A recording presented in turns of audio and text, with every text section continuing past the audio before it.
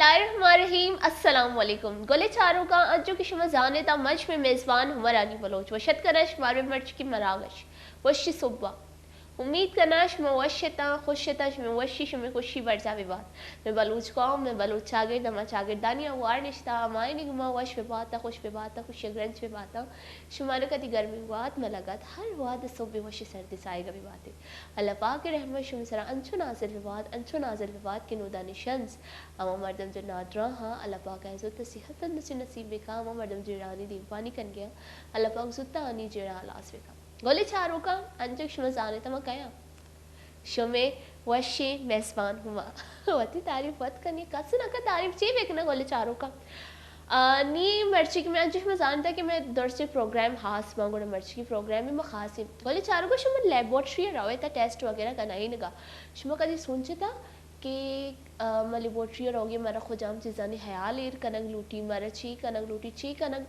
न लूटी चिया मारा जब एक चीज़ बारे में इल्म नबी नॉलेज नबी मरावी अगर कोई टेस्ट वगैरह मारा करवाए नहीं कि भी टेस्ट से पहले हमारा चीज़ें वर्गी नहीं मारा आप ही चीज़ें वर्गी नहीं गोड़ा मरावी आप वरी रवी और मैं टेस्ट नबी में वाद भी साहिबी गोड़ा मर्ची में प्रोग्राम ए बाबता चाहिए कि शुमार मैं सरपदी विधि के लेबोरेटरी वगैरह में रवी लेबोरेटरिया रोगा ची अवला मारा को जाम जो गप्पा आया नहीं सरा अमल कनक लूटी को जाम गप्पा नहीं वैसे मारा एहतियात कनक लूटी मारा लेबोरेटरी को जाम शर लेबोरेटरी जो मारा ये इंतकाब कनक लूटी को जाम टेस्टा नहीं अवाली शुमार सरपति रही कि को जाम टेस्ट गुड़ाई वैसे शुमार ची वरक लूटी ची वरक बास एक अपने बैठी मर्ची के मरागश गोरा बास इंटरेस्टिंग है मर्ची के मरागश हम मैं हेल्थ सराई और माँ ए दुआ करना कि कसी तुशिन तबीयत हराम मबी कस नादरा मबी क्या ये सर लेबोरेटरी बरोती भले इन केस खुदा न ख्वास्ता अगर मर्द हमारे लेबोरेटरी रो कभी अच्छी ज़िंदगी को बीमारी सिमनारी हस्ता भले अगर कसी सर कपी लेबोरेटरी अल्लाह मका गोड़ा आया रही जो गप्पानी ख्याल कनक लूटी चाहिए कि आजकल बीमारियां तुशी जंक फूड में बास वरी वती ख्याल नखनी वती जिंदा टाइम नदी में एक्टिविटीज़ जो फिजिकल एक्टिविटीज़ बास कम भी तगामी वजह में बास बीमार बह गई गोड़ा अमूमन लेबोरेटरी और रो कभी टेस्ट करेंगे वास्ता कि मोती मुहायना भी करवाए नहीं कि हमारा ची नहीं गोड़ा नी मामी गपत्राना मगोशा पदमा मर्जा वेखना भले में जो मर्ची की गेस्ट आई मुझ में इंट्रोडक्शन करवाई ना मैं मर्ची की गेस्ट गोले चारों का असी जुनैद अहमद साहब जो हमारा ए बाबत सरपदी दंती भले गोले चारों का अंजो की शुमा जान था शुमा या गबी शुमा जान था मर्ची बारे ची गुशी मर्ची की मरागश बारे बलूची तो कहीं ना भले भले चारों का मर्ची में मरागश पदा उर्दू है तो कई गोड़ा जब शमजान देता मैं देखे चागर दे मर्दम में क्या कहती गोड़मती मरागश उर्दू है तो का स्विच करे भले जब मन होती वशी गोले चारों कानी में क्यूटी गोले चारों कानी में गप जनगी भाई गोड़ा में शुमेक मोती वशी मादरी जबान बलूची गप जना गोड़ में देले जोलांग की चिवती मरागश वशत कनी जुनैद अहमद साहब अस्सलाम वालेकुम। वालेकुम अस्सलाम। समझ आया मैंने क्या बोला है? जो जहाँ तक मुझे समझ में आपने ये बोला है कि लेबोरेटरी टेस्ट की अहमियत ये होती है कि हम कभी ज़िंदगी है बीमारी का सामना करना पड़ता है तो हमको लेबोरेटरी जाके टेस्ट करवाना चाहिए ताकि हमें पता चले कि बीमारी क्या है। बिल्कुल ये भी मैंने कहा है इसका और उसके अलावा उसके अलावा भी मैंने ये कहा है कि मतलब जब लेबोरेटरी हमें जाए तो किन बातों का ख्याल रखना चाहिए किन बातों का ख्याल रखना ये चीज़ें मैं समझ में आई हूँ आपको बता रहा हूँ। बिल्कुल किन बातों का ख्याल रखना चाहिए ये है कि ये तो बीमारी वगैरह है तो जिंदगी का हिस्सा है। हाँ बिल्कुल अल्लाह ना करे कोई जाए लेबोरेटरी कोई ऐसी नौबत आए पर ये तो ज़िंदगी का हिस्सा है कभी ना कभी तो जाना पड़ता है लेबोरेटरी कुछ टेस्ट करवाने के लिए तो हमें उनके लिए क्या एहतियात करना चाहिए क्या नहीं करना चाहिए तो उस हवाले से हमारा जो आज का टॉपिक है मैंने यही कहा है। तो अच्छा मुझे आप बताएं आप कैसे हैं? ठीक है खैरियत से? अल्हम्दुलिल्लाह बिल्कुल ठीक कंफर्टेबल है? बिल्कुल बिल्कुल। अच्छा तो आप जरा अपने बारे में बताएं क्योंकि मैंने कुछ जो है वो सस्पेंस में रखा है अपने गोले चारों का मतलब हमें देखने वाले उनको मैंने सिर्फ आपका नाम बताया अब आप अपने बारे में खुद बताएं मैं ये चाहती हूँ।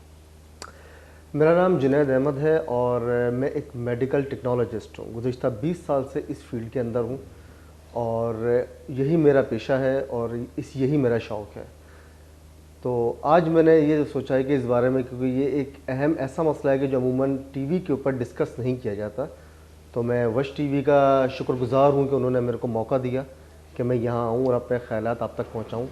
तो शायद कभी आपका अगर इस हवाले से लेबॉर्ट्री जाने का इत्तेफाक होता है तो आपको किन बातों का ख्याल रखना चाहिए, कैसे जाना चाहिए और इसके मुतालिक क्या एहतियात हो सकती हैं, उस हवाले से मैं आपको थोड़ा सा गाइड कर सकूँ।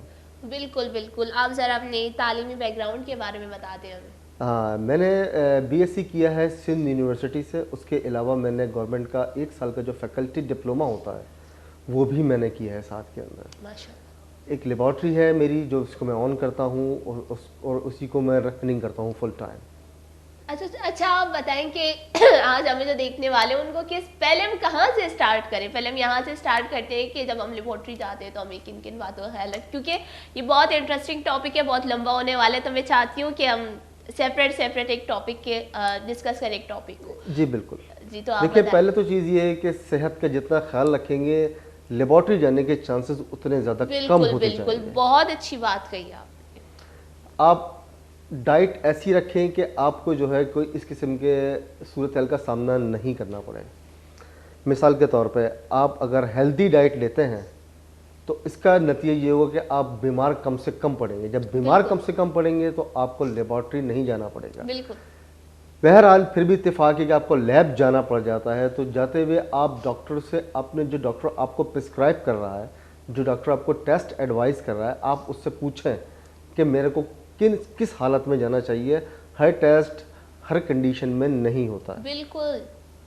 कुछ टेस्ट होते हैं जो नाश्ते से पहले होते हैं, कुछ टेस्ट नाश्ते के बाद होते हैं, कुछ एक मखसूस टाइमिंग में होते हैं जो ना उससे पहले हो सकते हैं ना उसके बाद हो सकते हैं। तो इन चीज़ों का हमें ख्याल, पहले हम स्टेप शुरू करते हैं डॉक्टर से। जब डॉक्टर आपको टेस्ट एडवाइस करे तो आप उससे पूछें कि मुझे उसके लिए क्या करना चाहिए। फिर जैसा डॉक्टर बोले आपको उसके ऊपर अमल करना चाहिए। बिल्कुल बिल्कुल, ये बड़ी अच्छी बात कही आपने कि मोस्टली लोग जो डॉक्टर से भी पूछते हैं ना, फिर उसके बाद वो भूल जाते हैं कि पता नहीं क्या कहा था क्या नहीं कहा था। तो आप ज़रा इस पे हमें बता दें कि कौन से जो कॉमन टेस्ट है जो अमूमन करवाते हैं डॉक्टर, तो वो कौन से टेस्ट है जो नाश्ते से पहले होते हैं, नाश्ते के बाद होते हैं या उनके दरमियान में, आप ज़रा इस हवाले से हमें बता दें। जी बिल्कुल। देखिए, इस वक्त जो एक नई जो सर्वे मैंने पढ़ा है उसके मुताबिक पाकिस्तान जो है वो डायबिटीज़ के लिहाज से दुनिया में नंबर 1 पे है। बिल्कुल बिल्कुल। तो ज़्यादातर अमूमन डॉक्टर जो है वो इसी को कि हमारा लाइफ स्टाइल जो है वो इतना अच्छा नहीं है बहैसियत कौम के। बिल्कुल। तो डॉक्टर अमूमन जो टेस्ट लिख के देते हैं वो ब्लड शुगर फास्टिंग और रैंडम लिख के दिया जाता है। यानी कि आपको नाश्ते से पहले जिस्म में शुगर की मिकदार और नाश्ते के बाद क्या मिकदार है वो आपको मालूम कर रही है। अगर डॉक्टर आपको ब्लड शुगर फास्टिंग लिख कर देता है तो उसका मतलब है कि आपको नाश्ता किए बगैर लेबॉर्ट्री में जाना है। अच्छा। अगर ब्लड शुगर रैंडम आपको लिख के दे रहा है तो उसका मतलब है आपको कि वो नाश्ता करने के बाद या खाना खाने के बाद आपको जाना है। इसी तरह एक टेस्ट होता है लिपिड प्रोफाइल। लिपिड प्रोफाइल जो होता है हमारे जिस्म में होता है कि 5 किस्म के फैट्स होते हैं, जिसमें से 4 जो होते हैं वो दिल के दुश्मन होते हैं, एक दिल का दोस्त होता है। अच्छा। उसके लिए भी बहुत से डॉक्टर ये रिकमेंड करते हैं कि आप ये जो है वो निहारमू करवाएं, यानी कि फास्टिंग के अंदर जाके करवाएं। तो उसके लिए भी तकरीबन आपको 12 से 14 घंटे की फास्टिंग में लिपिड प्रोफाइल करवाना पड़ता है। बहुत से लोग क्या है, बहुत से डॉक्टर्स ऐसे होते हैं जो कहते हैं कि नहीं ज़रूरत नहीं है, तो आप किसी भी कंडीशन में करवा सकते हैं। अच्छा। इसी तरह एक के टेस्ट होता है वो नाश्ता करने से वो जो है सुबह 8 बजे से लेके 10 बजे के दरमियान होता है, ना इससे पहले हो सकता है ना इसके बाद हो सकता है। अच्छा। वो एक्चुअली होता है ह्यूमन क्लॉक के लिए। जिस तरह ये घड़ी हम देखते हैं दीवार पर लगी हुई है, इस तरह हमारे अंदर भी एक क्लॉक होता है। अच्छा। जो हमारे सोने जागने का टाइम तय करता है, जो हमारे खाना पीने का भूख का टाइम तय करता है, ह्यूमन क्लॉक कहते हैं हम उसको। तो अमूमन इसके लिए जो टेस्ट किया जाता है वो 8 से 10 के दरमियान किया जाता है, ना उससे पहले ना उसके बाद। उस टेस्ट का नाम है कॉर्टिसोल। ये किस लिए होता है ये वाला टेस्ट? ह्यूमन क्लॉक के लिए। अगर आपका ह्यूमन क्लॉक का टाइम बिगड़ा हुआ है, आपने खुद बिगाड़ते हैं हम हाँ उसको ना, बिल्कुल रात को देर तक जाग के बे टाइम खाना खा के हम उसको खुद बिगाड़ लेते हैं। साइकिल ठीक नहीं होता साइकिल हमारा ठीक नहीं पूरा। होता हमारा, तो इसी उसके लिए करवाते हैं, फिर उसके हिसाब से ट्रीटमेंट होती है उसकी। अच्छा। ये अच्छा है आपने ये बता दिया कि आप गोले चारों को शुमजान के कोजाम टेस्ट है वास्ता हमारा चीकनगी ने पदा मुशु गपत्राना बढ़ जाता नहीं भले जो शुगर है बाबत गप जाना गोले चारों का ये मगोशा ये टेस्ट अगर शुमारा डॉक्टर सजेस्ट ना का शुमा डॉक्टर भी ना रुए था भले साली अक्रंदी शश्मा सरशम वत बुरुए वती डॉक्टर के रा बुरुए तायर मोश हमारे टेस्ट देख के वेदे तम होती शुगर मुआयना करवाइने चिया अन्नी पाकिस्तान जो अस्ते शुगर सर नंबर 1 अतका पाकिस्तान है तुका जो 100 करोड़ मर्दों आ शुगर चे नादरा शुगर मरीजा और प्रीमियम शुगर अगर मैं गप बेचने गोड़ा 2.5 जो मर्दमा करोड़ मर्दमा आप प्रीमियम शुगर है तहाँ चिया आयनी चांसेस हस्ती कि आयने शुगर भाई और माई गोश किया कि अल्लाह पाक दौरसाना सेहत तंदुरुस्ती नसीब कर कसारा शुगर मबीच शुगर एक अंशी बीमारी है जो आ कदी हलास नबी आई सर मर्दम कंट्रोल कोतका हाँ कदी हलास बहु की बीमारी ही नहीं गुड़ा फमिश का शुमती ख्याल बेक नेता और शुगर लेवले वती बेचारा ही नेता मुआयना करवाई नेता और शक्कर बास कम चे कम इस्तेमाल बेकने चिया मैं चाह वरी विषय वाले बेचार तक गले चार को मैं ग्रीन टी वर गया ची मैं चाह वरी मेरे चाय तो कभी खबर नहीं कि मैं चिच्चो शक्कर में आकरी अगर मैं बलूची चाय नहीं गप बेचनी मैं पूरा शक्कर पूरा का नहीं टल लाई भले खम शक्कर इस्तेमाल बेकने ता बेले शक्कर अन्नु में उसे शक्कर निहात भी महंगे गुड़े शक्कर कम इस्तेमाल बेकने तो सेहत ख्याल बेकने था तो शुगर का मैंने कहा कि शुगर पाकिस्तान में नंबर अगर मैं बात करूँ तो 3 करोड़ लोग जो है वो शुगर में मुब्तला है। एग्जैक्टली ये तो वो अदाद-ओ-शुमार है जो ऑन रिकॉर्ड है। बहुत से केसेस ऐसे हैं जो रिपोर्ट नहीं होते, जो कभी करवाते नहीं है शुगर। हाँ ऐसा होता है तो बाद में जाके जब बहुत ज़्यादा हालात ख़राब हो जाती है, अंदर से पूरा उसका साइकिल ख़राब कर चुका होता है, ये गुर्दे फेल हो जाते हैं इसकी वजह से, तो फिर हमें जाके अंदाज़ा होता है कि ये अंदर तबाही मचा चुकी है यानी। बिल्कुल। तो उसके बाद ये डायग्नोस होती है कि ये डायबिटिक का कारनामा है, डायबिटीज़ का। यही है कि वो जो है 2.5 करोड़ जो है वो प्रीमियम डायबिटीज़ कि उनको ये है कि वो 2.5 करोड़ ये लोग हैं जिनको शुगर हो सकती है। तो मैं बोलूँगी तो पाकिस्तान में बचे ही कौन लोग। अच्छा आप मुझे ये बता दें ये लेबॉर्ट्री के हवाले से कि हम लेबॉर्ट्री में जाते हैं तो हमें फिज़िकली तौर पर किस तरह से अपना ख्याल रखना चाहिए, क्योंकि बहुत से लोग ऐसे ही उठ के चले जाते हैं लेबॉर्ट्री, तो आप वो बता दें कि हम खुद को फिज़िकली कैसे मेंटेन करके लेबॉर्ट्री जाएं एक एहतियाती तौर पर, कि हमें अगर कोई और पेशेंट है वहाँ पे तो हमें उससे किस तरह से दूर बैठना चाहिए, हमें नहीं पता कि इसको कौन सी बीमारी है तो ये हमें लग ना सके। बेसिकली अभी तो ये ज़्यादा जो कोविड-19 की वजह से ये ज़्यादा सख्ती हो गई। वैसे अमूमन जब भी लैब जाना चाहिए तो आपने आपको कवर करके जाना चाहिए। आपके पास अगर ग्लव्स नहीं है तो ज़्यादा किसी चीज़ को वहाँ पे छूने की ज़रूरत नहीं है, किसी से खामखा शेक हैंड करने की ज़रूरत नहीं है। हाथ में अगर ग्लव्स हैं तो वेल एंड गुड, वरना मास्क तो आप पहन के रख सकते हैं। बिल्कुल, क्योंकि टीबी के सबसे ज़्यादा जो जरासीम है वो लैब में ही होता है, क्योंकि वहाँ पर पेशेंट्स आते हैं टीबी के, और टीबी का वायरस ऐसा है जो खांसने से, थूक फेंकने से फैलता है ये। तो अगर आपने मास्क लगाया हुआ है तो आपकी पहली सेफ्टी यहाँ हो जाएगी कि टीबी का वायरस आपको इफ़ेक्ट नहीं हो सकेगा। अच्छा। दूसरी चीज़ ये कि जब आप लैब जाते हैं तो वहाँ पे आप सबसे पहले डिस्टेंस को मेंटेन रखना है आपने दूसरे पेशेंट से। जो लेबॉर्ट्री का अमला है वो आपको इसी हवाले से खुद गाइड आपको जो है वो गाइड करेगा। नहीं, पर अगर हम देखें अमूमन लेबॉर्ट्रीज़ में रश बहुत ज़्यादा है। अगर हम बात करें गवर्नमेंट लेबॉर्ट्रीज़ की तो वहाँ पे रश बहुत ज़्यादा है, हमें नहीं पता हम कैसे चिपके हुए एक दूसरे के ऊपर नंबर लेने जा रहे हैं उधर से कि ये है। तो इस मुझे ना ये देखकर बहुत अजीब लगता है कि पता नहीं किसका वायरस किसको लगना चाहिए। देखिए वायरस लगने की, जैसे मैं बताया कि टीबी का वायरस ऐसा होता है कि जो फैलता है हवा के जरिए। बिल्कुल। तो इसके लिए मैंने आपको पहली चीज़ बताई कि आप जो मास्क पहन के रखेंगे तो आपकी तकरीबन 70% सेफ्टी यहाँ हो जाएगी। उसके बाद आपने हैंड को वॉश करना है, आपने सैनिटाइज़ करना है आपने, तो आप काफ़ी हद तक इन चीज़ों से महफूज रह सकते हैं। बाकी जो दूसरी चीज़ है, जो दूसरा वायरस है, हेपेटाइटिस बी, हेपेटाइटिस सी और HIV वगैरह, ये तो इसके लगने के तरीके बहुत सारे होते हैं। ये मिलने जुलने से, हाथ मिलाने से नहीं फैलता ये वाला। अच्छा। लेकिन एहतियात फिर भी करनी चाहिए। अब गवर्नमेंट हॉस्पिटल की आपने बात की कि वहाँ बहुत रश होता है, डेफिनेटली वहाँ पे ऐसा ही होता है। तो हमें सबसे सिर्फ ये करना चाहिए, हमें सिर्फ मास्क अपना पहनना चाहिए हमें, और बिला वजह दूसरे हाथ अपने साफ रखने चाहिए। आप अपने हिस्से की सेफ्टी कर लें, हर कोई अपने हिस्से की सेफ्टी करेगा तो मामला बेहतर से बेहतर होते चले जाएंगे। बिल्कुल बिल्कुल। अच्छा मुझे ये बता दें, जो अमूमन क्लिनिक वगैरह में जो टेस्ट करते हैं और वो ब्लड निकाल के स्टोर करते हैं, क्या ये ख़राब वगैरह नहीं होता लेबॉर्ट्री पहुंचते पहुंचते? अब क्या कहेंगे आप इस हवाले से? देखिए, इसका एक जो बाकायदा प्रोटोकॉल जो WHO ने दिया हुआ है कि अगर आपने ब्लड निकाला है तो वो ब्लड निकाल के आपको कितने सेंटीग्रेड के ऊपर वो रखना है, ठीक है। तो बिल्कुल। इसके लिए मखसूस ट्यूब्स होती हैं जिनके अंदर मुख्तलिफ़ किस्म के केमिकल्स वगैरह होते हैं, वो खून को महफूज रखते हैं। फिर उसके बाद आ जाता है टेम्परेचर का मसला।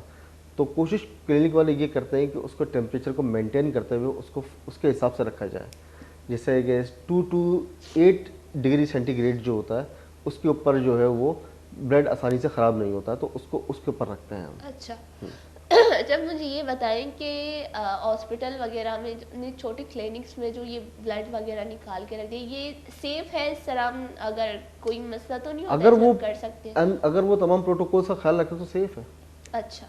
और मुझे ये चीज़ समझ नहीं आती, अगर मेरे इल्म में ये बात है कि ब्लड के एक ड्रॉप से भी हम टेस्ट कर सकते हैं, तो इतना इतना सारा ब्लड क्यों निकालते हैं? हाँ, ये आपने बहुत अच्छा सवाल हाँ। पूछा है आपने।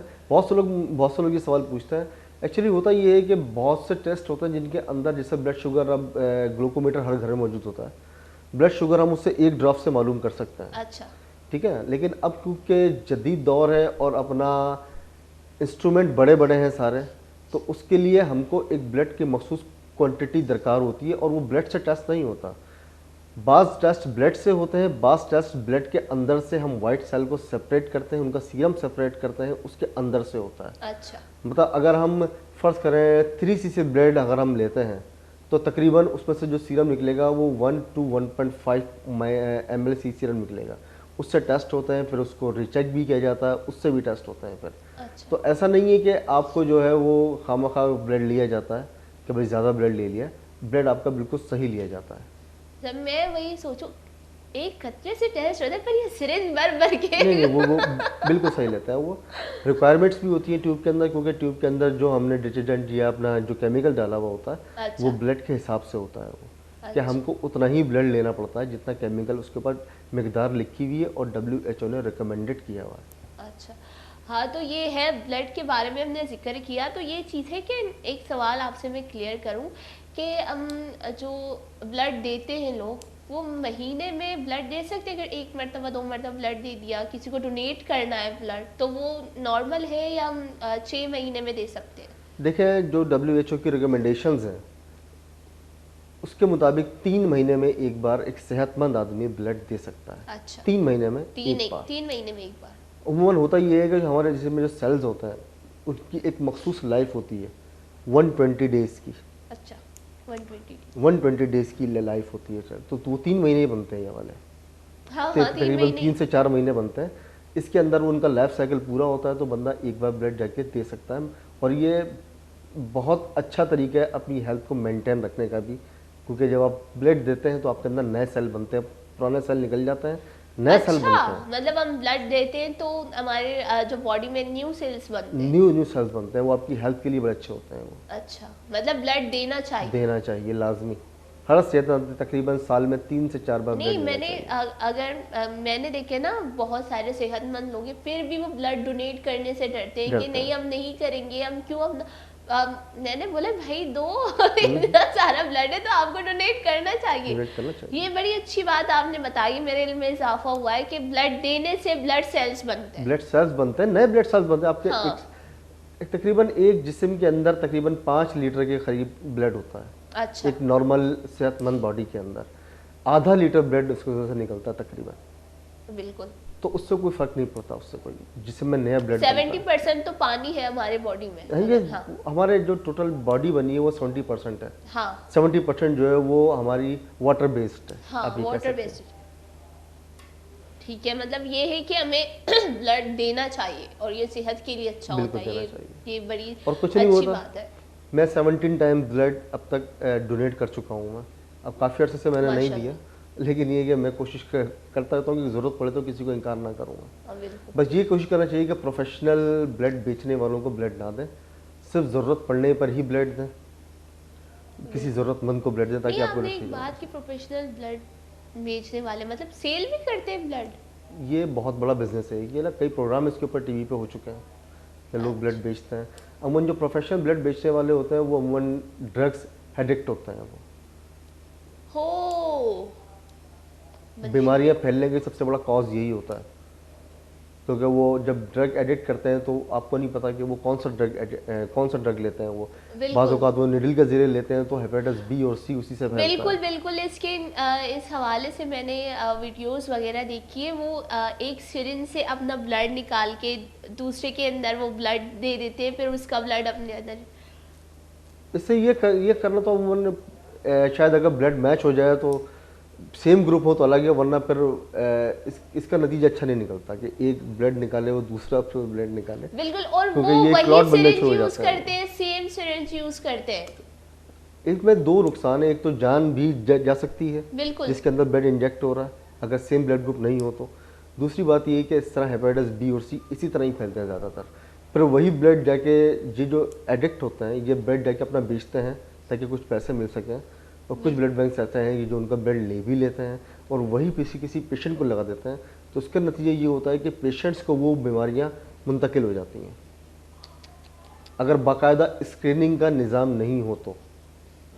अच्छा अच्छा, ये सवाल मेरे दिमाग में आया, क्या कुछ ऐसे लेबॉर्ट्रीज हैं हमें नहीं पता होता कि फेक लेबॉर्ट्रीज कैसे हैं और रियल वाले कैसे? आप ज़रा इसके बारे में बता दें ताकि अगर कोई जाए तो उसको पता चले कि फेक कौन सा है। हाँ, देखें ये बहुत अहम सवाल आपने किया ये वाला। हमें पता नहीं चलता इस तरह, तो हम बिल्कुल। किस तरह पता लगा सकते हैं? हम जब आप कहीं जाते हैं तो आप पैसे दे रहे हैं, आप फ्री में टेस्ट नहीं करवाते। बिल्कुल जानना आपका हक होता है किसी भी चीज़ के बारे में, ख़ासतौर पर वहाँ जहाँ आपकी सेहत का मामला हो। तो जिस लेबॉर्ट्री में जाएँ तो वहाँ ये देख लें कि वो सिंध हेल्थ केयर कमीशन से रजिस्टर्ड है। अमूमन लेबॉर्ट्रियाँ सिंध हेल्थ केयर से रजिस्टर्ड होती हैं तो वो जेन्युइन ही होती हैं। दूसरी बात ये कि वहाँ पर सफाई सुथराई का क्या इंतज़ाम है, वहाँ का जो स्टाफ है वो लेबॉर्ट्री गैजेट्स के साथ मौजूद है या नहीं है, इक्विपमेंट के साथ है या नहीं है। तो इस तरह आपको अंदाज़ा हो जाता है कि क्या। फिर आप उनसे पूछ सकते हैं कि आप ब्लड ले रहे हैं तो आप जो है ये यहाँ पे कौन डॉक्टर हैं, यहाँ पे टेक्नीशियंस वगैरह वो बाकायदा क्वालिफाइड हैं या नहीं है यहाँ पे। ये आपका हक होता है पूछना, आप पूछ सकते हैं और पूछना भी चाहिए। बिल्कुल, पर चलो मैं पूछ लूँगी सर, मैं पूछ लूँगी, मेरी फैमिली पूछ लेगी, जो लोग जानते हैं वो पूछेंगे, जो एजुकेटेड है वो पूछेंगे। जो नॉन एजुकेटेड हैं, जिनको पढ़ना नहीं आता, उनको इस बारे में इल्म नहीं है, वो जाके सिर्फ ऐसे ही टेस्ट करवा के आ जाते हैं। फिर उनके क्या नुकसानात होते हैं? एक तो पैसे ज़ाया हो जाते हैं, ऊपर से गलत उल्टा सीधा टेस्ट करवा के दे देते हैं। जी देखिए, इसमें सबसे ज़्यादा जो डिसएडवांटेज ये होता है कि आपको सही रिपोर्ट नहीं मिलती है। आप जिस मकसद के लिए करवाने जा रहे हैं टेस्ट, वो मकसद आपका पूरा नहीं हो रहा है। उन्होंने सिर्फ आपको एक फेक रिपोर्ट बना के दे दी है जिससे कुछ डॉक्टर को अंदाज़ा नहीं होगा, लेकिन आपके पैसे चले गए आपके।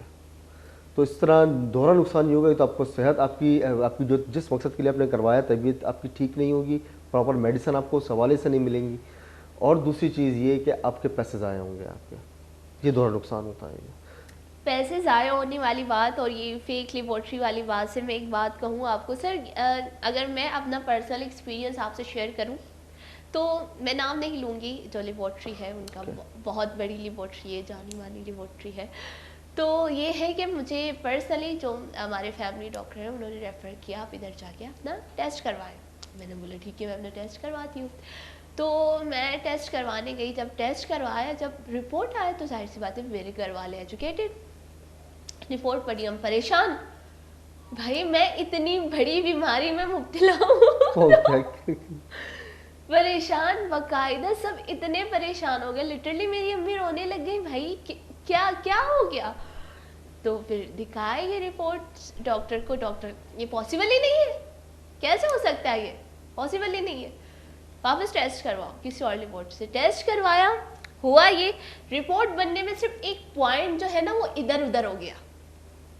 सही, इसी पॉइंट की वजह से वो पूरा रिपोर्ट ख़राब हो गया और मैं हो गई एक बीमारी में मुब्तला। मैंने बोला अगर इस तरह के रिपोर्ट्स बनेंगे, हम बाकायदा उस लेबॉर्ट्री गए, हमने वहाँ पे बात की, मैंने बोला अगर मैं इस बीमारी में मुब्तला नहीं हूँ और अगर मैं ये रिपोर्ट पढ़ूँ तो भाई मैं उसको खुद पे हावी कर लूँगी, ये बीमारी है तो मैं वो ना भी हो तो मैं मर जाऊँगी। अमूमन इस किस्म की जो आपने बात की ना, इस किस्म की टाइपिंग मिस्टेक्स होती हैं, टाइपिंग मिस्टेक एरर होती है।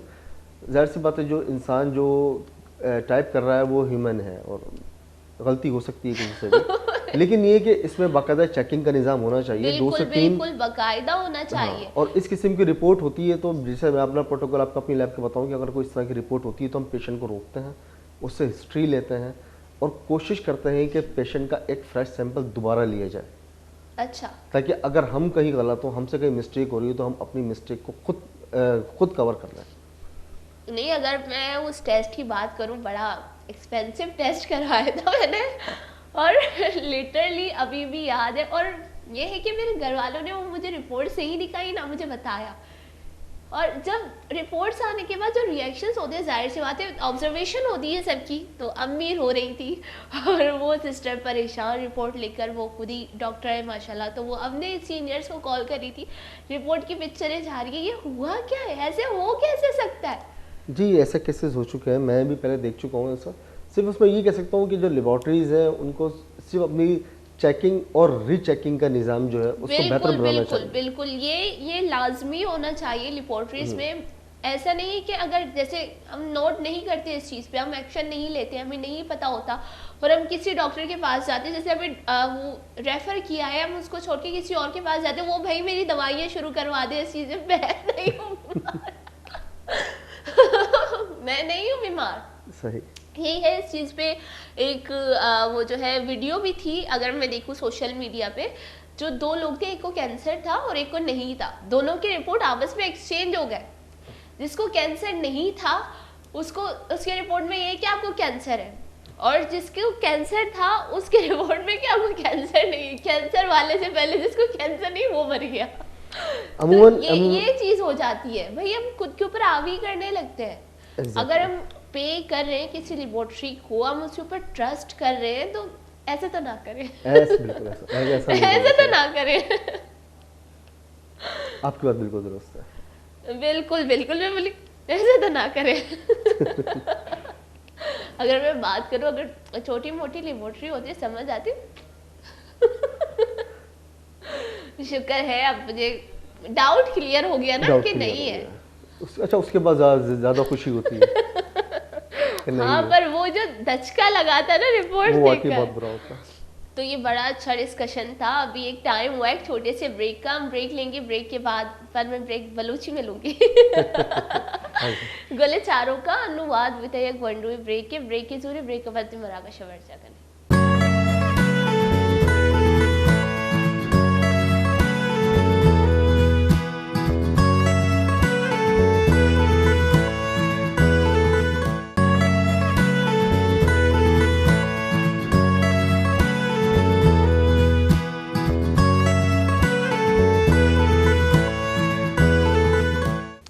वशत की गोले चारों का अंजुम ब्रेकाची पहला गप उतरान करने गए थे लेबोरेटरी ट्रस्ट बाबता गोले चारों का शुमा ऊन देता भले बाज़ मर्दों में ऊन था, भले मर्दों में दिमाग है एक सवाल है जो मनी दिमाग हस्ती कि रमज़ान जैसे मर्दम गुशती के रमज़ान ऊन देगाची, रमज़ान ड्रिप जनगाची, रमज़ान देखिए इंजेक्शन वगैरह जनगाची, रूचक कृषि तीनबाजीन मर्दमाशी सरा लेक्चर्स वगैरह होती दातगा भले मैं कह रहा मर्ची निश्ता जुड़े साहब मैशी दोस्त कने के रमज़ान जो मर्दम एक चुशिए नहीं ना, एक वह में आए ना निबारी अच्छी नहीं, एक सवाल है मर्दों में दिमाग गर्दिश करती कि रमज़ान ऊन देगाची मैं रोचक पृषिते ना कोई सवाल मर्ची जब जो साहब ने करती सवाल जवाब मैं क्लियर करने मशी कह रहे थे। जी जो साहब सवाल समझ आया आपको जो मैंने अभी ये बातें की थी अपने गोले चारों से, समझ आया कुछ बलोची में?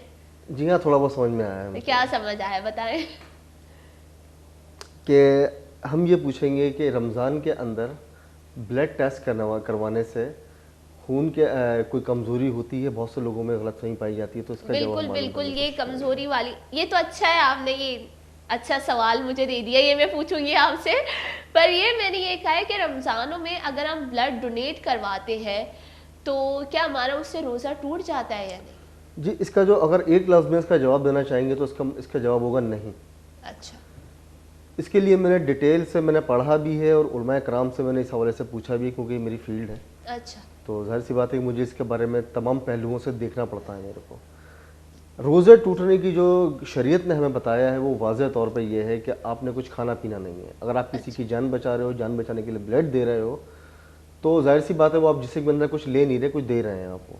अगर आपको कमज़ोरी होती है तो आप ना दें, अदरवाइज़ ब्लड देने के अंदर, ब्लड देने में कोई हर्ज नहीं है। अच्छा, ठीक है। और दूसरी चीज़ ये कि टेस्ट के हवाले से अगर हम टेस्ट करवाने लेबॉर्ट्री जाते हैं तो बहुत से लोग ये समझते हैं कि हमारा रोज़ा टूट जाएगा, ऐसा भी कुछ नहीं है। आप एक बीमारी का टेस्ट करवाने के लिए जाए जिससे अंदर से आप ब्लड निकल रहा है, अच्छा, तो उसका भी आपको कोई हर्ज नहीं होगा, कोई नुकसान नहीं होगा और आपका रोज़े पे भी कोई फ़र्क नहीं पड़ेगा। अच्छा। अच्छा, मुझे ये बताएं कि रोज़े में ड्रिप वगैरह लगा सके, क्योंकि ब्लड निकालना दूसरी बात है, ड्रिप तो हमारे पूरी बॉडी के अंदर जा रही है, तो रोज़े में ये लगा सकती है ड्रिप वगैरह या नहीं? अगर नहीं देखें, रोज़े में ड्रिप नहीं लगवा सकते, नहीं लगवा सकते हैं। ख़ास तौर पे ऐसी ड्रिप जिसके अंदर कोई अपना कुव्वत बख्श अद्वियात या इंजेक्शन इस्तेमाल किए गए हों कि जिससे आपको एक्स्ट्रा एनर्जी मिले रोज़े के अंदर। बिल्कुल। ऐसा ये बिल्कुल भी मैंने मालूम किया है, और ये बिल्कुल भी मैं जायज़ तो नहीं है। यही कहूँगी, जब आप बीमार है तो रोज़ा ही ना रखें। बिल्कुल या ये शरीयत ने आपको इजाज़त दी है कि बिल्कुल, जब आप बीमार हो तो आप रोज़ा नहीं रखें। रोज़ा नहीं रखें। आप रोज़े में क्यों मर भर के जा रहे हो हॉस्पिटल, क्यों जुल्म कर रहे हैं खुद के ऊपर? जुल्म सही बात है कि हमें शरीयत के अगेंस्ट नहीं जाना चाहिए। जब शरीयत ने हमको इजाज़त दी है तो हमें फिर उसका फिर फ़ायदा उठाना चाहिए हमें, बिल्कुल बिल्कुल, ना कि उसके अगेंस्ट जाना चाहिए।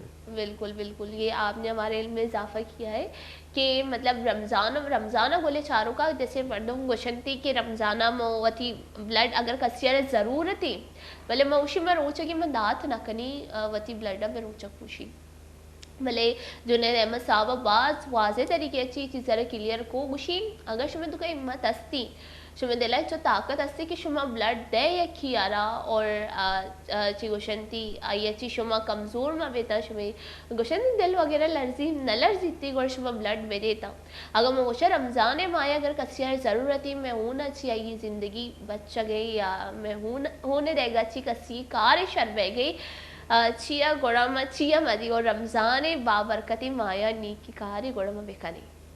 अच्छा, मुझे ये बताया जुनैद साहब कि हमने खून की कमी के बारे में बात की, तो अब मैं ये चाहूँगी कि आप मुझे ये बताएं कि कोई ऐसा वाक़या आपके अपने पर्सनल लाइफ में, पर्सनल एक्सपीरियंस में कि लेबॉर्ट्री में बहुत ज़्यादा लोग आते हैं, इमोशनल हो जाते हैं कि नहीं ये है इस तरह का, कोई बीमारी मुझसे छुपा दी जाती है कि कोई आया ऐसा जिसको बीमारी हो गई, सपोज अल्लाह ना करे कोई क्रिटिकल कंडीशन हो गया, तो आप लोग उनसे बीमारियां कैसे छुपाते हो, कैसे बताते हो उनको, इस तरह का कुछ मुझे बताएं, कोई ऐसा वाक़या हुआ है?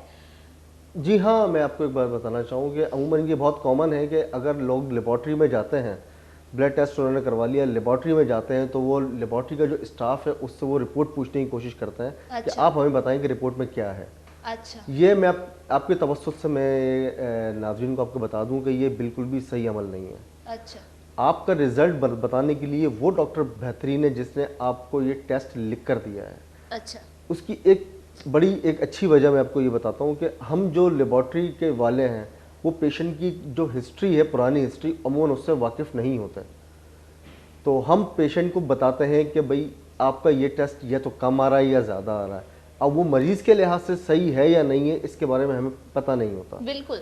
अगर एक टेस्ट की रेंज है 100 से लेके 200 तक और उसका रिज़ल्ट आ रहा है 200 220 तो हमारे लिहाज से वो ज़्यादा आ रहा है। अमूमन इसकी हमें हिस्ट्री नहीं पता, हो सकता है उससे पहले उसका टेस्ट 400 आ रहा हो बिल्कुल। और डॉक्टर ने उसको बताया आपका बहुत बड़ा हुआ है, और आप 220 वाली डॉक्टर को लेकर दिखाओगे तो डॉक्टर को ये समझ में आ जाएगी कि भाई पहले इसका 400 था, अब इसका 220 आया है तो इसको फ़ायदा हुआ है। अच्छा, तो इसका रिज़ल्ट बेहतर आया है। तो आपका डॉक्टर बेहतरीन होता है आपको रिज़ल्ट बताने के लिए, आपको आपकी बीमारी के हवाले से गाइड करने के लिए और उसकी मेडिकेशन के हवाले से।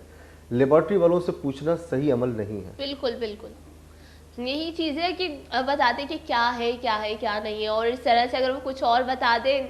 जी एग्जैक्टली ऐसा मेरे साथ अमूमन होता है। जो आपने बात की ना कि अपना पर्सनल एक्सपीरियंस शेयर कीजिए, कि ऐसा मेरे साथ अमूमन होता है। कुछ लोग बाकायदा मिन्नत समझत पे आ जाते हैं कि आप हमें बता दीजिए कि इसमें आकर है क्या।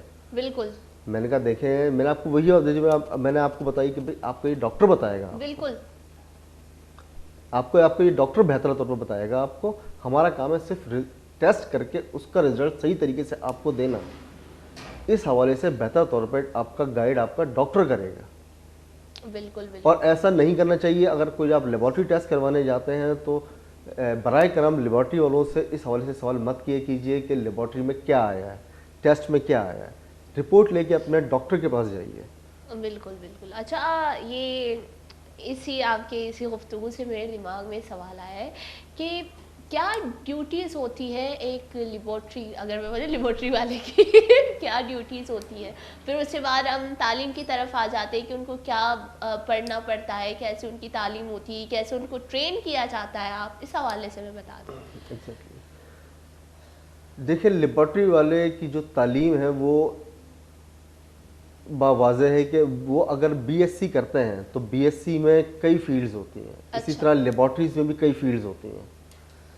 सबसे पहले हम आ जाएं तो लेबॉर्ट्री, एक आम से जो लेबॉर्ट्री वाला है, अगर वो बीएससी उसने किया हुआ है जिसके अंदर लेबॉर्ट्री से मुतालिक सब्जेक्ट भी हैं, केमिस्ट्री है, माइक्रोबायोलॉजी है, तो वो एलिजिबल है। उसको इस काम का उसको बेसिक नॉलेज है, उसको लेबॉर्ट्री में काम करने के हवाले से उसको पूरी थ्योरीज़ का पता है।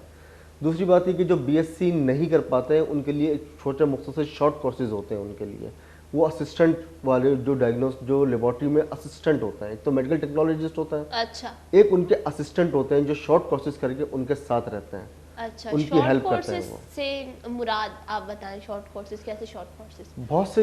बहुत से इदारे हैं, प्राइवेट इदारे, कि जो इस हवाले से करवाते हैं कि हम आपको 6 मंथ में लेबॉर्ट्री का बेसिक कोर्स करवा देंगे, तो आप अच्छा। कहीं असिस्टेंट की जॉब हासिल कर सकते हैं वो आप। अच्छा अच्छा। अगर आप 4 साल का बीएससी आप नहीं कर रहे तो 6 महीने का कोर्स करके आप जो है वो असिस्टेंट करवा दीजिए। वो इससे कुछ ज़्यादा फ़ायदा होता नहीं है, वो असिस्टेंट ही रहते हैं वो। बिल्कुल वो बिल्कुल। आगे लेबॉर्ट्री टेक्नोलॉजिस्ट नहीं बन पाते वो। अच्छा सिर्फ वो इस हवाले से हो जाते हैं कि वो लेबॉर्ट्री में असिस्टेंट बन सकें, लेबॉर्ट्री टेक्नोलॉजिस्ट के। गवर्नमेंट का भी 1 साल का डिप्लोमा होता है, लेकिन ये कि बड़े बड़े हॉस्पिटल जो हैं वो इस डिप्लोमे को नहीं मानते, वो बीएससी को ज़्यादा प्रेफर करते हैं वो। अच्छा। तो ट्रेनिंग किस तरह से होती है, कैसे आप अपना एक्सपीरियंस शेयर करिए, आपकी ट्रेनिंग कैसे हुई थी, किस तरह से उस्ताद ने गाइड किया था, क्या करना है क्या नहीं करना? हाँ जी, बिल्कुल। जब मैं लेबॉर्ट्री की फील्ड में आया तो मैं उस वक्त बीएससी कर रहा था उस वक्त। अच्छा उस वक्त बीएससी के तो बेसिक सारी थ्योरीज मेरे जहन में थी, सब कुछ मेरे जहन में था, लेकिन प्रैक्टिकल मेरे पास नहीं था। प्रैक्टिकल के लिए मुझे कहीं काम करना था मेरे को। तो उस वक्त मैंने एक लेबॉर्ट्री में एज अ वॉलंटियर मैंने जॉब शुरू कर दी थी। मैंने अपनी डिग्री कंप्लीट होने से पहले मैंने एज अ वॉलंटियर मैंने जॉब शुरू कर दी थी मैंने। तो उसके बाद फिर मुझे उन्होंने बेसिक से प्रैक्टिकल सिखाना शुरू किया कि एक बीमारी अगर होती है तो हम उसको किस तरह डायग्नोस करते हैं, हम किस तरह उसको स्लाइड पे देखते हैं, माइक्रोस्कोप को किस तरह एडजस्ट करते हैं, उसकी सफाई किस तरह की जाती है, उसको मेंटेन किस तरह किया जाता है, लेबॉर्ट्री रिकॉर्ड्स को किस तरह मेंटेन किया जाता है, पेशेंट्स के रिकॉर्ड को किस तरह मेंटेन किया जाता है। ये सब फिर मुझे उन्होंने वहाँ सिखाई थी उन्होंने। अच्छा। कभी ऐसा हुआ है कि लेबॉर्ट्री में आपके साथ या किसी और के साथ आपने ब्लड सैंपल ले लिया हो किसी का और वो ब्लड ज़ाया हो गया? अमूमन ऐसा होता है कभी जब एक्सीडेंटली आपके हाथ से कोई सैंपल गिर जाए। बिल्कुल वो अमूमन कहाँ, वो ग्लास की ट्यूब्स होती हैं वाली, वो आपके हाथ से गिर जाती है तो वो ब्रेक हो जाती है, इसका ब्लड बिल्कुल ज़ाया हो बिल्कुल। जाता है वाला। और वो खून एकदम से खुश्क हो जाता है अगर? वो एकदम से खुश नहीं होता, उसके ना क्लॉट्स बन जाते हैं। अच्छा। तो फिर आप लोग क्या करते हो कि उसी पेशेंट्स को वापस बुलाते हो या कुछ और तरीका होता है? देखिए, जब हम पेशेंट को लेते हैं, पेशेंट को बुक करते हैं, तो उसके लिए बेसिक इन्फॉर्मेशन में हम लेते हैं कि हम उसका टेलीफोन नंबर, कॉन्टैक्ट नंबर हम लाजमी लेते हैं, अच्छा ताकि किसी इमरजेंसी की सूरत में या हिस्ट्री लेने के लिए या किसी दूसरी सूरत में हम पेशेंट से रब्ता कर सकें। बिल्कुल। तो यही चीज़ फिर हमारे काम आती है। हम पेशेंट को बता देते हैं कि आपका थोड़ा सा ब्लड और चाहिए, आप ना पेशेंट्स को ले आइए अपना। नहीं, उस टाइम तो पेशेंट ये नखरे होंगे, भाई क्यों ब्लड दे ये बोलेंगे ना, इतना बड़ा इंजेक्शन हमने ब्लड दिया है कहाँ गया वो ब्लड? बिल्कुल ऐसा होता है, बहुत से मरीज जो नाराज़गी का इजहार भी करते हैं, लेकिन ऐसा बहुत कम होता है। अच्छा ऐसा बहुत कम होता है क्योंकि सारे प्रोटोकॉल्स का ध्यान रखा जाता है इसके ऊपर। ये चीज़ें क्योंकि हमारी ट्रेनिंग में शामिल है, यानी किस तरह ब्लड को आपने हैंडल करना है। तो बाकायदा उसके लिए रैक्स होते हैं हमारे पास, रैक्स के अंदर हम ब्लड रख देते हैं पहले, ताकि वो गिरने के इम्कान से महफूज रह सके। ठीक है, ये बड़ी अच्छी चीज़ आपने कही कि पर ये है ना कि अगर किसी का कोई ऐसा हो कि बहुत गुस्से वाला बंदा है तो वो पहले ही बोले मेरा इतना ब्लड क्यों निकाला और उसी का ब्लड जाया हो जाए। इससे बेहतर तरीका ये है कि मरीज को जो है वो साफ बात बता दी जाए कि ऐसा हुआ है। बिल्कुल मरीज को साफ बता दीजिए, और हम ऐसा ही करते हैं कि भाई ह्यूमन एक एरर की वजह से कि वो ब्लड आपका जो है वो नीचे गिर गया है, ग्लास ब्रेक हो गया है, तो हम जो है उसके अंदर वो दोबारा हम आपका ब्लड चाहिए।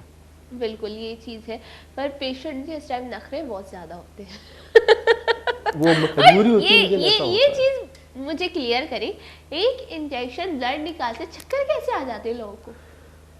इसको ना साइकोलॉजिकल ज़्यादा इसका इफेक्ट होता है, क्योंकि वो एक्चुअली बहुत से लोग जो होते हैं कि जो इससे एलर्जिक होते हैं। वो मेरा एक चचेज़ाद है छोटा, वो भी ब्लड देखता है तो बेहोश हो जाता है। वो किसी और को भी ब्लड देख के बेहोश हो जाता है वो। तो ये साइकोलॉजिकल इफेक्ट होता है ये वाला, कि अगर हम किसी से ब्लड ड्रॉ करते हैं, कलेक्ट करते हैं और वो अपना ही ब्लड निकलते हुए देख लेता है, तो उसके ऊपर जो दिमाग का जो हिस्सा है उसके ऊपर उसका साइकोलॉजिकल अटैक होता है और वो बेहोश हो सकता है, चक्कर भी आ सकते हैं उसको, बहुत से लोगों को वोमिट भी हो जाता है। तो ये सब इसका हिस्सा होता है। फिर उसको बाकायदा बिठाते हैं, लिटाते हैं, इसको पानी नहीं पिलाते हैं, उसको साइकोलॉजिकल तरीके से उसको ट्रीट करते हैं उसको।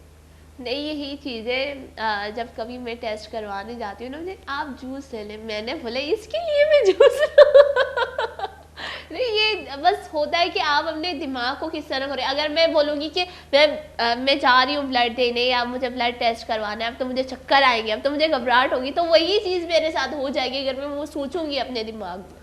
एग्जैक्टली। अच्छा, आपने बहुत सी जगह ब्लड बैंक्स में देखा होगा कि जब आप ब्लड देना डोनेट करते हैं तो आपको जूस का डब्बा देते हैं। बिल्कुल। ये सिर्फ साइकोलॉजिकल इफेक्ट के लिए होता है ना, उसका कोई फायदा नहीं होता उसको। नहीं एक जूस के डब्बे से क्या होगा? एग्जैक्टली, बस वो साइकोलॉजिकल, मैं जूस पी लिया तो अब हाँ अब ठीक है, ये है बस आई फीलिंग मच बेटर। दिमाग से खेल रहे हैं कि हम आपको जूस दे रहे हैं, आप जूस पी के ठीक हो जाएंगे। एग्जैक्टली, आप बगैर जूस के भी ठीक हो सकते हैं। एग्जैक्टली यही वजह है। उम्र अच्छा, ऐसा होता नहीं। ये चीज़ मेरे समझ में नहीं आ रही, आप मेरे इल्म में इजाफा कर दें कि जब हम ब्लड डोनेट करते हैं तो हमारे ब्लड को डायरेक्ट किसी और के ब्लड में ट्रांसफ़र कर दिया जाता है, उसको स्कैनिंग की जाती है, या हमारे ब्लड से वाइट सेल अलग किए जाते हैं, या किसी को कुछ और चीज़ की ज़रूरत है, मुझे नहीं आती, तो आप उसके हवाले से हमें बता दें कैसे होता है ये देखें, जब एक पेशेंट का हम ब्लड टेस्टिंग के लिए ड्रॉ करते हैं तो उसको किसी दूसरे मरीज़ के अंदर मिलाया नहीं जाता, सेपरेट टेस्टिंग होती है। और जैसा मैंने इसी इंटरव्यू में मैंने पहले कहा है कि वो डिपेंड करता है कि वो टेस्ट जो है वो किस तरह होगा। जब हम ब्लड निकालते हैं तो उसके अंदर बहुत सा टेस्ट जो है वो ब्लड के अंदर होता है, और कुछ टेस्ट उसके अंदर से वाइट सेल उनको अलहदा करना पड़ता है। अच्छा, नहीं टेस्ट के हवाले से नहीं, मैं आपसे, जब हम ब्लड डोनेट करते हैं किसी को, जब हमने ब्लड डोनेट किया तो हमारा जो पूरा ब्लड है वो किसी एक ही वो जो है पर्सन के काम आता है, या हम अपने ब्लड से, हमें किसी को वाइट सेल चाहिए हो तो वाइट सेल निकाल के दे सकते हैं, इस तरह का कुछ हो सकता है, कोई प्रोसेस है? एग्जैक्टली, ऐसा होता है। ऐसा होता है? ऐसा होता है। उसकी वजह अच्छा। ये होती है कि अमूमन पेशेंट को ब्लड मुख्तलिफ जो कंडीशंस होती हैं उसके अंदर चढ़ाया जाता है। किसी का एक्सीडेंट हो जाता है, उसका खून बह जाता है, बिल्कुल। खून की कमी हो जाती है तो डेफिनेटली फिर उसको ब्लड की ज़रूरत होती है। कुछ लोग ऐसे होते हैं जिसके अंदर आयरन की बहुत ज़्यादा कमी होती है। कुछ लोग होते हैं जिनके अंदर जो है वो प्लेटलेट्स काउंट जो होते हैं वो कम होते हैं। तो एक ब्लड जो होता है उसके अंदर कई तरह के कंपोनेंट्स होते हैं। अगर आपको होल ब्लड की ज़रूरत है तो आपको होल ब्लड ही चढ़ाया जाएगा। जैसे फॉर एग्जांपल एक्सीडेंट वाले पेशेंट्स के लिए अच्छा। उसके अंदर से कुछ अलग नहीं किया जाएगा। अच्छा। अगर आपको ज़रूरत है कि आपने सिर्फ अपने रेड ब्लड सेल्स आपको चाहिए, वाइट ब्लड सेल्स आपको नहीं चाहिए, तो अच्छा। आपको सिर्फ रेड ब्लड सेल्स ही चढ़ाए जाएंगे। अच्छा। फिर एक होता है कि इसमें प्लेटलेट्स की कमी, जैसे डेंगू हो जाता है बाज़ों का, तो डेंगू में होता ये है कि प्लेटलेट्स काउंट गिर जाते हैं, तो उसमें सिर्फ मरीज़ को प्लेटलेट की ज़रूरत पड़ती है। अच्छा। तो उसमें से प्लेटलेट निकाल के सिर्फ मरीज़ को प्लेटलेट दिए जाते हैं उसके अंदर से मरीज़ को। तो एक ब्लड जो आप डोनेट करते हैं वो एक के काम भी आ सकता है और वो कई दूसरे मरीजों के काम भी आ सकता है। ये डिपेंड करता है कि सिचुएशन क्या है। अच्छा। ये डॉक्टर आपको प्रेस्क्राइब करता है। चले ठीक है, ये अच्छा है आपने इसके हवाले से हमें बता दिया। अच्छा, आप मुझे ये बताएं कि जब हम किसी लेबॉर्ट्री में टेस्ट करवाने जाते हैं, ये ज़रूरी होता है कि हमें कोई डॉक्टर रेफ़र करे कि हाँ आपने ये टेस्ट करवाना है, उसकी पर्ची जो होती है, ये पर्ची ये मैं डॉक्टर ने दी, या हम खुद से भी जाके कोई टेस्ट करवा सकते हैं, तो इसके ऊपर कोई पाबंदी वगैरह नहीं है? अमूमन पाबंदी होती नहीं है, लेकिन बेहतर तरीका इसमें ये होना चाहिए कि आप डॉक्टर के पास जाएं, वो आपकी बीमारी के हिसाब से स्पेसिफिकली टेस्ट लिख के देगा। वो बिल्कुल। आपकी पहले वो हिस्ट्री लेगा, कंडीशन लेगा, फिर आपको उसे टेस्ट लिखेगा। मिसाल के तौर पर मैं आपको बताऊं कि अगर आदमी को बुखार हो रहा है तो बुखार तो एक रद्द अमल है जो जिस्म दे रहा है। बुखार क्यों हो रहा है, किस वजह से हो रहा है, ये डॉक्टर आपकी हिस्ट्री लेगा। उसको पता है कि अगर आपको बुखार के साथ कपकपाहट हो रही है तो इसका नतीजा ये हो सकता है कि इसको मलेरियल पैरासाइट का अटैक हो, मच्छर ने काट लिया हो, मलेरिया हो गया हो, शिवरिंग उसके साथ हो रही हो, तो फिर वो स्पेसिफिकली इसके लिए टेस्ट लिख के देगा वो कि भैया मलेरिया के लिए करवा लें। अगर देखें कि मरीज़ के जिस्म से अगर मुख्तलिफ डेंगू में ये होता है कि जब प्लेटलेट्स काउंट जो है वो एक मखसूस तादाद से नीचे गिर रहे हैं तो फिर ब्लीडिंग शुरू हो जाती है। तो वो अंदाज़ा लगा लेगा कि हो सकता है आपको डेंगू के लिए बुखार हो रहा है, वो आपको डेंगू का टेस्ट लिख के देगा।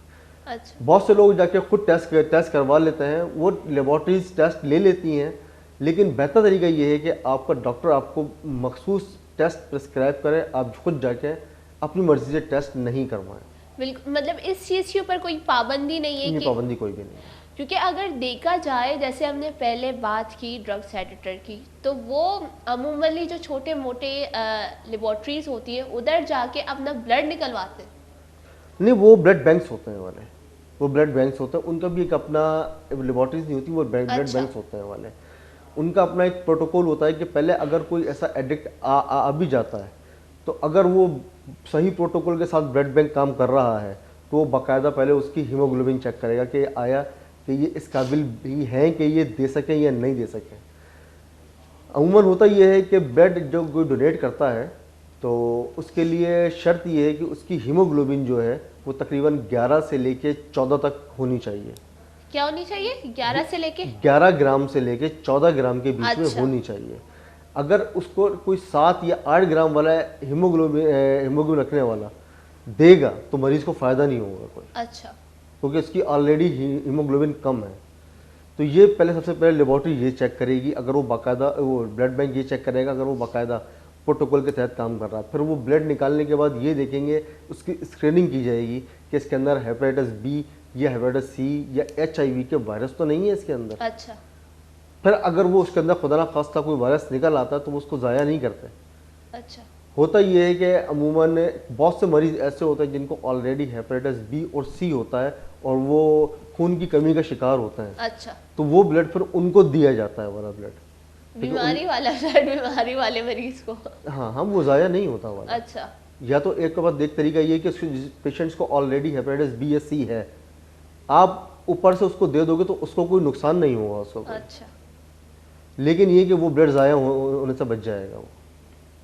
चलो ठीक है, आप मुझे ये चीज़ बता दें, एक मैं आपसे ये पूछना चाहूँगी कि जब हम अपना ब्लड देते हैं तो उससे पहले डोनेट करते हैं तो उससे पहले हम टेस्ट करवाते हैं इस चीज़ का कि हमारा ब्लड सही है या ऐसे ही डायरेक्ट जाके ब्लड दे दें? क्योंकि अभी तक मैंने ब्लड नहीं दिया, क्योंकि ये चीज़ है जब मैं ब्लड देने गई थी तो उन्होंने मेरा वेट चेक करवाया, फिर उसके थैलेसीमिया सेंटर में गई थी, मुझे याद है अभी भी, जब हम यूनिवर्सिटी में थे थैलेसीमिया सेंटर, तो उन्होंने कहा कि आप अपना टेस्ट करवाएं ब्लड का, आप थैलेसीमिया टेस्ट करवाएं। मैंने बोला ठीक है, थैलेसीमिया टेस्ट करवाते। तो वहाँ के बहुत सारे छोटे छोटे बच्चे थे थैलेसीमिया के, तो मेरी बहुत ख्वाहिश थी कि मैं उनको ब्लड डोनेट करूँ। तो फिर जब मैंने अपना टेस्ट करवाया मुझे थैलेसीमिया नहीं था, अल्हम्दुलिल्लाह। तो फिर उसके बाद मैंने बोला कि मुझे ब्लड डोनेट करना है अपना, तो पहले मेरा वेट करवाया तो वेट ठीक ठाक। फिर उसके बाद जब मेरा ब्लड टेस्ट किया, जब मैं ब्लड डोनेट करने गई कि आप जाके खुद को ब्लड लगवाया, हम आपका ब्लड नहीं लेंगे। जो आपने सवाल पूछा कि जब आप लैब जाते हैं या ब्लड बैंक जाते हैं तो उसके लिए क्या, उसके लिए वो पहले खुद आपका टेस्ट करते हैं, खुद करते हैं टेस्ट। अच्छा। ये उनके प्रोटोकॉल का हिस्सा अच्छा। होता है ये उनके, क्योंकि मेरे दिमाग में ये बात थी, मैं ये सोच रही थी शायद वो थैलेसीमिया के लिए मेरा टेस्ट किया गया है या जब डोनेट करने से पहले जाते तो टेस्ट करते। कई चीज़ें चेक करते हैं, वो हीमोग्लोबिन आपकी चेक करते हैं। अच्छा। हीमोग्लोबिन चेक करते हैं, वो वेट चेक करते हैं। अमूमन जो 55 से ऊपर के लोग होते हैं वो सेहतमंद माने जाते हैं, ब्लड उनको देना चाहिए। अच्छा। 55 kg से ऊपर जो लोग होते हैं, 55। आपका या तो वेट आपका कम होगा या आपकी हीमोग्लोबिन कम होगी। हाँ। तो एक वजह होगी जिसकी वजह से उन्होंने नहीं लिया होगा। मैं यही सोचूं, मेरा वेट तो चेक किया कि हाँ आप ठीक है, आप जाए, मतलब पूरा सेटअप अलग बना हुआ था वहाँ पे जाके, पहले वेट चेक करो फिर क्या करो, फिर हाँ आप जाके ब्लड। मैंने बोला ठीक है, मैं बड़ी खुश हो रही थी, मैं छोटे छोटे बच्चों को ब्लड दूंगी अपना। फिर उसके बाद जब मैंने वो टेस्ट हुई, इतनी सी पर्ची दी थी मुझे, तो मैंने पर्ची चेक करी तो मुझे बकायदा आप जाके खुद को ब्लड लगवाए। आपकी हीमोग्लोबिन फिर आपकी लो होगी, फिर आपकी हीमोग्लोबिन। अच्छा। हाँ, तो उससे ज़ाहिर बात है कि अब फिर उस अगर आपकी हीमोग्लोबिन लोअर देन 11 होगी या 10 होगी तो फिर आपको कहा जाएगा आप ब्लड नहीं दें। अच्छा। क्योंकि उसको पेशेंट को उसका कोई फ़ायदा नहीं होने वाला ज़्यादा। बिल्कुल। तो तो इसको कैसे मेंटेन कर सकते हैं? अगर मेरा डाइट बहुत से दिल है भाई मुझे ब्लड देना है। अब अपनी डाइट से मेंटेन कर सकती हैं। अच्छा, डाइट से मेंटेन किया डाइट जाता से मेंटेन किया जाता है। आप जो है वो रेड फ्रूट ज़्यादा खाया करें, है। अच्छा, सुर्ख सब्जियां ज़्यादा खाया करें, आयरन लिया करें, तो आपके जिस्म में कभी खून की कमी नहीं होगी। नहीं आप मैं जिसम खुद को सेहतमंद करके दूसरों को ब्लड देने जाऊंगी। सेहतमंद करने का मतलब ये नहीं होता कि एक होता है ओवरवेट, बिल्कुल एक होता है सेहतमंद। सेहतमंद का मतलब ये है कि आप हर लिहाज से एक्टिव हैं। बिल्कुल सेहतमंद का मतलब ये होता है कि एक्टिव हैं आप हर लिहाज से, बिल्कुल आपके अंदर जिस्म में भी कोई कमी नहीं है। बिल्कुल बिल्कुल। और तो लिहाजा फिर आप पहले अपने आप को मेंटेन करेंगे, उसके बाद आप जाके ब्लड देंगे। यही चीज़ें ना मेरी बहुत ख्वाहिश है। यूनिवर्सिटी में भी काफ़ी मर्तबा आते हैं कि आप लोग डोनेट करें ब्लड, ये वो। तो फिर मेरी बहुत ख्वाहिश है कि मैं करूं, पर मैं कर नहीं पाती। वेट चेक कर लेते सब कुछ, आप फिर वही सर आप जाके खुद को ब्लड लगवाए। ये तो ना मुझे बहुत वो होता है कि मुझे भी ब्लड डोनेट करना तो है। आप एक इसके लिए आप बेहतर काम आप ये कर सकती हैं कि अपने जो कंसल्टेंट्स हैं उनसे रब्ता करें, उनको बताएं कि मैं ब्लड नहीं दे सकती, तो आपको सीबीसी एक टेस्ट लिख के देंगे वो आपको। अच्छा, तो उसमें आपको बेहतर तौर पर चल लगेगा कि आपके अंदर खून की कमी है तो क्यों है। वो आप अपनी कमी को पूरा करवा लीजिए। मेडिसिन भी ऐसी होती है, डाइट भी ऐसी होती है, उसका कमी हो जाए फिर आप लेके ब्लड देते हैं आप। बिल्कुल बिल्कुल। बहुत अच्छा टॉपिक था आज का, बहुत अच्छा डिस्कशन था। मैं चाहती हूँ कि आपको कोई मैसेज जाए हमारे जो लेबोरेटरीज में आते हैं लोग उनके लिए, ताकि फिर उसके बाद हम हमने आज के प्रोग्राम को ख़त्म करें। अच्छा, मेरा जो मैसेज है मैं आपके तवज्जुह से वो ये है कि अगर आप किसी लेबॉर्ट्री जाते हैं तो सबसे पहले आपको अपनी हेल्थ मेंटेन करने की ज़रूरत है, ताकि आपको इसकी ज़रूरत पेश ही ना आए। फिर भी खुदा न खास्ता अगर आपको लेबॉर्ट्री जाना पड़ जाए आपको, तो आप जो इस चीज़ का ख्याल रखें कि आप एक अच्छी जगह जा रहे हैं, आप पैसे दे रहे हैं। सवाल करना, लेबॉर्ट्री के मुतालिक जानना आपका हक है। वहाँ का जायज़ा लेना, एक रजिस्ट्रेशन सर्टिफिकेट होता है जो सिंध हेल्थ केयर कमीशन जारी करती है, वो हर लेबॉर्ट्री को फ्रंट के ऊपर लगाना लाजमी है। तो आप जाके सबसे पहले वो सर्टिफिकेट देखें कि वो लगा हुआ है, सिंध हेल्थ केयर कमीशन से रजिस्टर्ड है, वहाँ का स्टाफ जो है वो बाकायदा क्वालिफाइड है, वहाँ डॉक्टर्स मौजूद हैं। उसके बाद आप उसके बाद फिर जो आपके दिल में सवाल है वो आप पूछ लें, और उसके बाद वहाँ से आप जाके टेस्ट करवाएं। बहुत बहुत शुक्रिया जुनैद साहब आपका, आप हमारे शो में आपने कीमती वक्त हमें दिया और बहुत अच्छे से लेबॉर्ट्री के बारे में हमें समझाया भी और टेस्टों के बारे में बताया। बहुत बहुत शुक्रिया आपका। Thank you very much. आपका बहुत शुक्रिया कि आपने मुझे यहाँ पे इनवाइट किया ताकि मैं अपने ख्यालात का इज़हार कर सकूँ। बहुत बिल्कुल। शुक्रिया। गुले चारों का अनु मैं मरागा शवाद मुतालास भले अंतु शुमारा जुने साबाबाज वशी वड़ा सरपति दाद लेबोरेटरी वारों के जब लेबोरेटरी रवि टेस्ट करवाएंगा गोड़ मरा को जाम कपानी ख्याल का नगलूटी मरची का नगलूटी चे का नगलूटी और ये डेगे चीज़ें शुमारा ये सरपति दाद के रमज़ाना अगर मैं कसी आरा जो वती ब्लड डोनेट कनी गोड़ा ये बाबत जो सी मैं रोचक नवरुषि हाँ इन केस अगर माँ वतारा कोई जैसे बीमारी भी माँ कोई ड्रिप लगाई नहीं अगर रोचक बीतते में तबीयत अचानक खराब भी गोड़ा इशिया चे रोचक टूशी और मैं ही कोशिश जब शुरू तबीयत खराब भी गोड़ा रोचक गेट वकने था कबूल कनो का अल्लाह के अल्लाह पाक मारा वती सर जुल्म कनगा नहीं ली चिया अगर मारा कमो चीज़ें वही थे ना मैं डायरेक्ट मात देगी वड़ वही थी ची मोती मातारा दिल नबी गुड़ा आज अब तुम्हें आसमान रिश्ता गुड़ मरा अफ्ताद माता ची ज़्यादा दूसरी गुड़ माँ यार छो दिल बे के माँ मैं तबीयत भी खराबी पदम रोचक भी कनी गुड़ा लेबोरेटरी बाबत मैं गपुत्रान भी मामी दुआ करा के कसकी सर माँ कभी लेबोरेटरी वती ख्याल बिकने तबले जिंदगी अस्से जिंदगी को बीमारी सीमारी भी भाई गुड़ा कदी ना कदी वर्धमान रॉक कपी लेबोरेटरी गोड़ शमौती ख्याल करने था सुबह दुआओं को मरागा शहर स्टार्ट कौन जो दुआओं को मरागा शाह हम लाज करने वश में बातें खुश में बातें खुशियाँ ग्रंज में बातें नो मिलती होती वो इजाज़त। अस्सलाम वालेकुम, अल्लाह ने के बाद।